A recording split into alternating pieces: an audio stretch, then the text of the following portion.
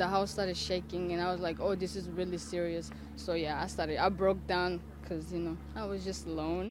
A Wisconsin resident recounting the terrifying moments a tornado ripped through her town on Monday. I know I had to get in the basement, but I was hiding in a small room where we put our shoes. That's when I started praying, and I'm glad God heard my prayer to protect my mom. The devastating twister ripped through parts of Menasha and Appleton, Wisconsin, damaging homes, uprooting trees, and knocking out power for thousands of customers. In the aftermath, communities are pulling together. The neighbors are really good about everything. It's a nice cohesive group. Here, people stepped in to do what they could do. Neighbors helping neighbors, working together as their communities recover. We had a tornado. That's not important. This stuff right here, all these people coming together, that's what's important. Severe weather hit other parts of the Midwest too, including Illinois. In Chicago, heavy rain caused flooding. Video showed cars stuck in high water, drivers forced to leave their vehicles behind. The water just started rising all of a sudden, and there was no going back because there was a lot of cars behind me. The first round of storms in Chicago hit so suddenly that 2 contractors got trapped in a storm sewer. As of Monday night, crews had managed to rescue one of the workers. I'm Reed Binion reporting. Trees, power lines, and debris littered Appleton along the path of the tornado that touched down in the Fox Valley. Homeowners across the city were in cleanup mode after the severe weather passed. It kind of hurts because we just moved here about a year ago, and we've been fixing this house up, so now I guess we got to keep going. Sean Caravo was on his way home when the brunt of the storm hit. I was on Prospect when I saw everything just go. I saw there's a bus, there's power lines on it. I saw that happen. I got down here and there was just trees and everything was everywhere. The neighborhood near Xavier High School saw nearly every road blocked by downed trees and debris. Angela Donche leapt into action to help neighbors when she saw the damage. The neighbor had his brand new Silverado pinned underneath this tree and pulled it off with my Jeep and the winch. So just get out of the way. The impact wasn't limited to homes. The Miller Electric plant on Spencer Street suffered extensive damage in the storm, with large chunks of the roof ripped away. Appleton Mayor Jake Woodford held a press conference to detail what the city is doing to help. In the immediate term, our focus is on emergency response and getting to the people who need help immediately, and then we will get into those recovery efforts, clearing roads, taking care of trees, and we'd ask for the community's patience and understanding as we work through that process. And again, I'd remind folks to look out for your neighbors and do what you can to help. Woodford says there isn't yet an estimate on the number of homes impacted, injuries, or when the damage would be cleaned up. Now, the city is shifting into recovery mode. A back-to-back meetings today for the president with the leaders of Ukraine and Israel, both of whom have clear messages to convey. An honor guard at the Capitol rehearses for today's memorial service for South Carolina Senator Lindsey Graham. His death has brought 2 world leaders to Washington, Ukrainian President Volodymyr Zelensky, who just arrived, and Israeli Prime Minister Benjamin Netanyahu, and they will take turns sitting down with President Trump at the White House. Yeah, for a little difference, but pretty close, yeah. The president played down reports of growing distance with Netanyahu, who is expected to press for more aggressive action against Iran. Zelensky will push for more support in Ukraine's defense against Russia and argue that Russia is helping Iran. I don't think they've been doing it, certainly not at a high level. The president was skeptical, arguing that Iran is under pressure to secure a deal. I have a lot of patience. I have plenty of time. But as he traveled for the midterms to Michigan yesterday, it's hard to ignore the calendar. And right now, all we're talking about is trying to get the Strait of Hormuz open. So we're a long way from getting to Trump's final goal here, and it doesn't seem to be, we're not making a whole lot of progress, and we're now 100 days away from the election. The president will speak at Senator Graham's funeral today at Washington National Cathedral. In Washington, Doug Luzader, Fox News. What? Come here. Wait, what's going on? They said seek shelter in place. What the? Where we are, sorry. No, this is our house. You guys are fine. You guys are fine. Hide in the bathroom or something. I looked to the street and I saw a lot of people like running like crazy. Wait, what happened? People are running into our house saying shelter in place. So I'm like, okay, yeah, you guys can shelter in place here. Turn off the thingy. Anybody that saw me opening the door, they came into the house. They came came towards me and asked for help, saying that there was a shooting going on. So I was like, okay, you guys come in. I would say anywhere from between 12 to 16 people that entered our house. They were all very in shock, very they were all just panicking. A lot of them were children, a lot of them were parents with their child. So I know a lot of people were just trying to do anything to get to safety. I got a lot of messages actually on this video, and people saying that was good. I didn't even think about it at that moment, but now that I'm thinking, yeah, that was I will do that any time for anybody. The country's largest outbreak of a severe intestinal disease is expanding. Last week, Illinois, Kansas, Oklahoma, and Pennsylvania joined at least 5 other states in reporting cases. The CDC says more than 1,900 have now been linked to shredded iceberg lettuce from Taylor Farms. It appears that a lot of these cases are emanating from farms in central Mexico. Probably sewage got onto those growing fields in central Mexico and contaminated those crops. But in a statement released Friday, Taylor Farms says, quote, according to the FDA, there are no confirmed positive sample results for product testing for Cyclospora. And Mexican health officials announced the parasite was not detected in the lettuce or water at one of the company's regional plants. The FDA says it is also investigating a separate outbreak of the disease linked to an unidentified food product. Be careful where you get your groceries from, I suggest buying local. It's a more safe procedure rather than buying from produce that you don't know where your vegetables are coming from. It's raising fears among some lawmakers that the U.S. could see a rise in foodborne illnesses. They point to federal budget cuts that could make it harder to detect and stop the spread. When you gut the agencies that are responsible for ensuring the safety of our food, these are predictable consequences. Those criticisms are invalid. We've had no cuts in our surveillance program. The CDC says the total number of people sick could actually be higher because not all cases are reported. In Atlanta, Jonathan Seri, Fox News. We use it for just about everything, getting directions, tracking deliveries, banking, and more. The free Global Positioning System, or GPS, helps people know their exact location and safely navigate around. But what would life look like without it? So a day without GPS could start with minor nuisances. You cannot find your favorite coffee shop. The Uber cannot find you. Professor Zach Cassis of The Ohio State University has been working on a backup plan should GPS ever go dark. We've been looking at repurposing the infrastructure that we have. Like cell phone towers, even space. There are tens of thousands of satellites that are either already in orbit or planned to be in orbit. So why don't we leverage those satellites as a backup navigation system to GPS? And while disabling GPS isn't easy, some experts are still concerned about the system's vulnerabilities to bad actors, pointing to techniques like jamming. Basically, you transmit noise or some signal where you take down or overpower the GPS signal. And spoofing. You transmit a counterfeit signal and you convince someone's GPS receiver that they are elsewhere. But computer engineering experts are hoping a plan B will be just what the United States needs going forward. Professor Cassis also says ongoing global conflicts underscore the importance of having GPS backups in place. I'm Marianne Rafferty, Fox News. Hazing in Florida is a crime. Alleged fraternity hazing now leading to felony charges for 3 men, including a Secret Service member, after 2 others were seriously hurt.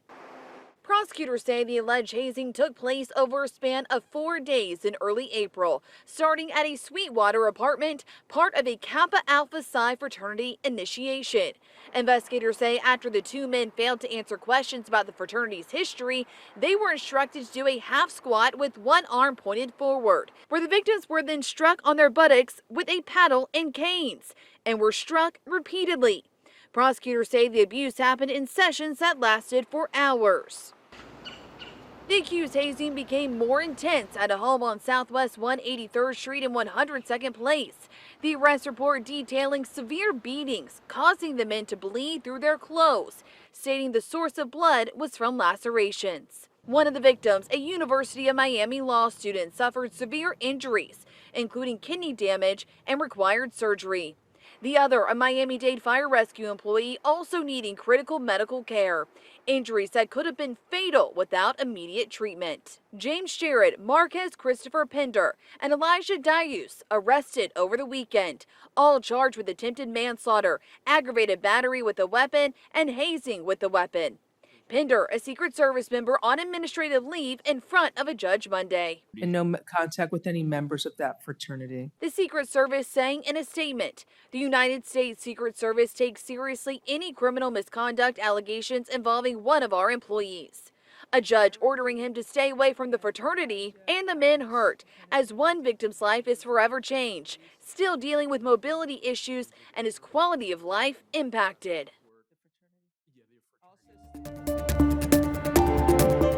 The sticker price for new cars has hit near record highs. Last month, buyers paid an average of just under $49,000 for a new vehicle, according to Edmunds transaction data. The average transaction price for a 3-year-old used car was over $32,000. We've seen dramatic increases when it comes to price of vehicles, both new and used. Ivan Drury with Edmunds says one of the reasons cars are more expensive is all that high technology that is now featured in cars. It could be everything from the powertrain to the infotainment system, safety features. There can be a lot of change from one year to the next. Drury says the car industry is still recovering from pandemic supply chain issues when there was a very high demand for cars and not enough supply. We had that component.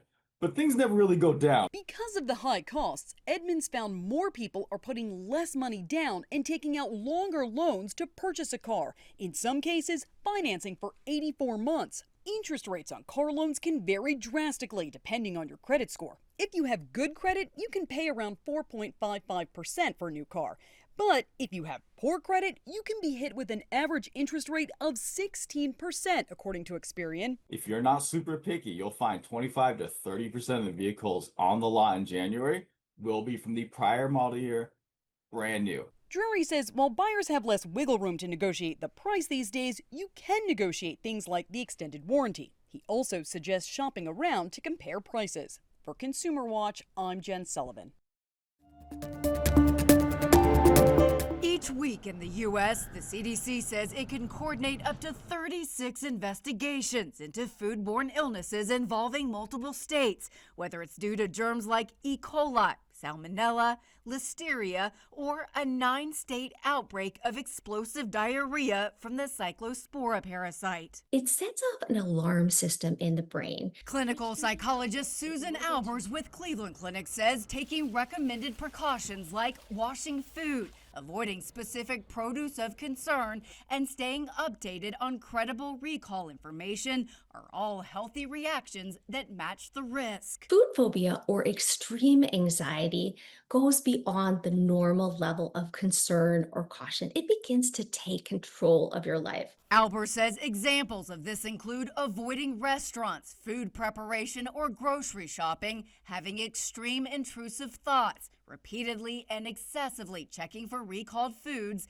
feeling anxious every time you eat, or throwing away food that's not related to the danger. Focus on the facts, not the fears. Check in with credible sites. Avoid doom scrolling. Albers says people who already have health anxiety, obsessive compulsive disorder, and those with disordered eating or an eating disorder may be more vulnerable to food phobias around these outbreaks. If you notice that your behavior is changing to the point it is affecting your health, your emotions, your relationships, this is a time to check in with a therapist. For Health Minute, I'm Mandy Gaither.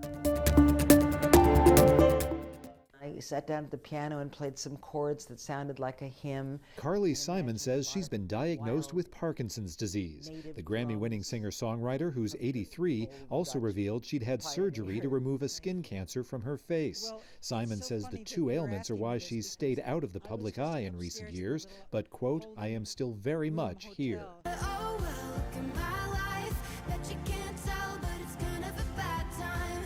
It's actually a great time for Gracie Abrams. The singer-songwriter's new album, Daughter from Hell, has debuted atop the Billboard 200. It's the first time Abrams has hit #1 on that chart.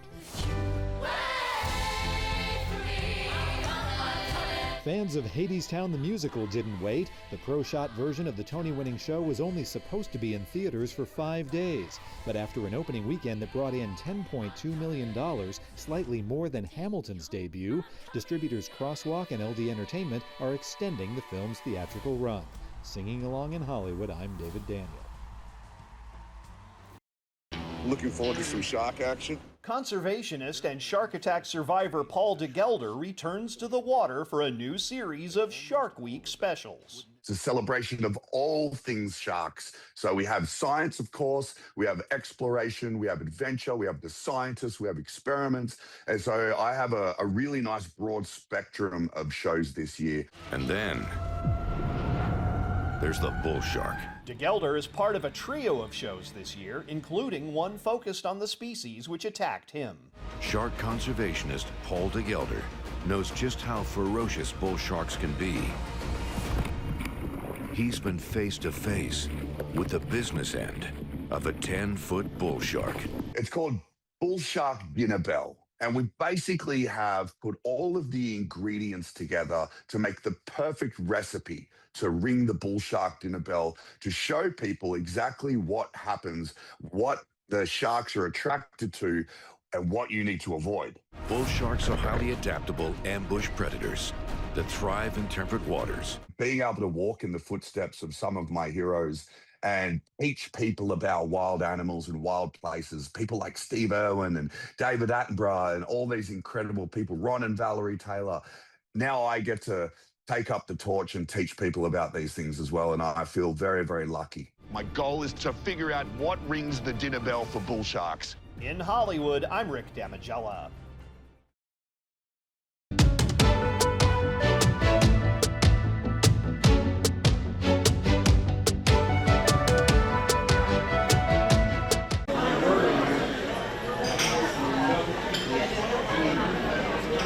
So we are at Claudia Sanders' Dinner House in Shelbyville, Kentucky. This was created by Colonel Sanders after the sale of KFC. The building was the original KFC headquarters. His residence was in the parking lot. And of course, one of the most interesting items and most popular in the pre-bidding online right now is one of the Colonel's string ties, or as people sometimes refer to them as a bolo tie. And the interesting thing about this is that not a lot of people know he did wear clip-ons.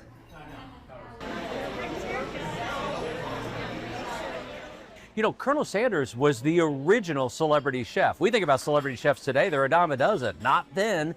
He also was a marketing genius. He didn't dress like that before he was starting to build Kentucky Fried Chicken.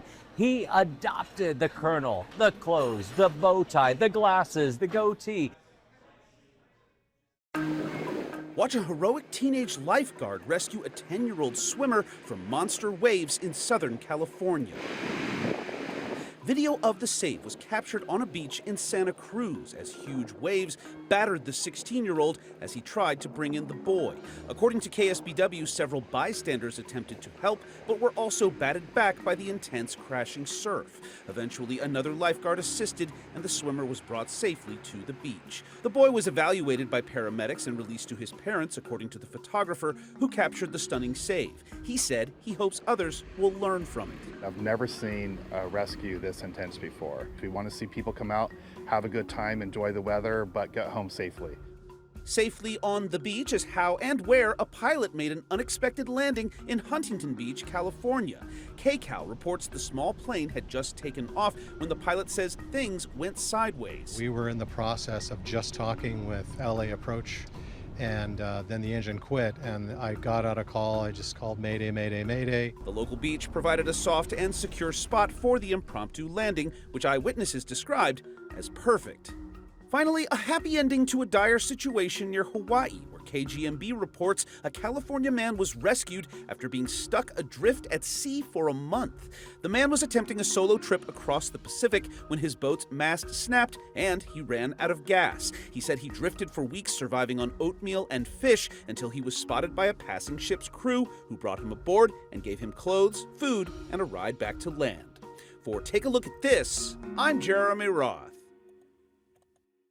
Flipping through the pages of her law book, 88-year-old Libby Downey is a true example of a lifelong learner. It just makes life so much more interesting. Downey is a wife, mother, and grandmother, a retired nurse, Monterey City Council member, and has sat on nearly 30 boards in her 60 years on the Monterey Peninsula. She has dedicated her life to public service, but one thing she's always wanted to add to her resume, law school, and she's proving at the age of 88 it's never too late. I have a strong suspicion she is the oldest law student in the United States. Mitch Winnick is the former dean of the Monterey College of Law. He and Downey sat on the Natividad board together when she decided to enroll 2 years ago. I said, you know, Mitch, if I had my life to do over again, the only thing I wish I had done is go to law school.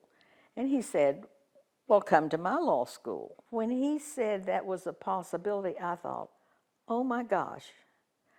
I think I've wanted to do this all my life. Fulfilling a dream she's had since high school. My choices in that day, a woman was to be a nurse, a school teacher, or a secretary. So I thought that was it. Many careers, and decades later, she's among the 100 students enrolled at Monterey College of Law. The school is one of the first 2 accredited online JD programs in the country, offering those who work a full-time job during the day the opportunity to become a lawyer or get a legal education at night. Practice of law is such a critical part of equity and fairness in our community. We need lawyers, and we particularly need lawyers who are rooted to the community. I'm getting very close to a master's in legal studies, so I think I'll do that first, and then we'll see if I hang in there. Upon graduation, she either wants to go into mediation or do consulting with other attorneys in the medical field or city policy. You know you're not going to have as many years, maybe, to practice whatever you're doing, but the enrichment and the learning, and nobody can take away from me what I've learned from law school. Libby could have retired many, many times, and yet what Libby does is she looks and finds something else to do in service. And as for what fuels her drive? I don't want to sit around and watch TV and go out to lunch. I need to do something where I feel like I'm accomplishing something. In Monterey, Lauren Seaver, KSBW, Action News 8.